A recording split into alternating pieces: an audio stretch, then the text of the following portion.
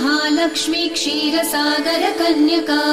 उत्तिष्ठ हरिसम्प्रीते भक्तानां भाग्यदायिनी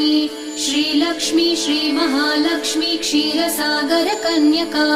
उत्तिष्ठ हरिसम्प्रीते भक्तानां भाग्यदायिनी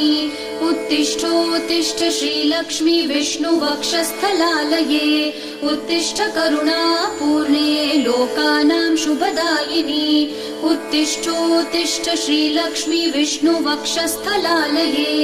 उत्तिष्ठ करुणापूर्णे लोकानां शुभदायिनी श्रीपद्ममध्यवसिते वरपद्मनेत्रे श्रीपद्महस्तचिरपूजितपद्मपादे श्रीपद्मजातजननी शुभपद्मवक्त्रे श्रीलक्ष्मी भक्तवरदे तव सुप्रभातम्।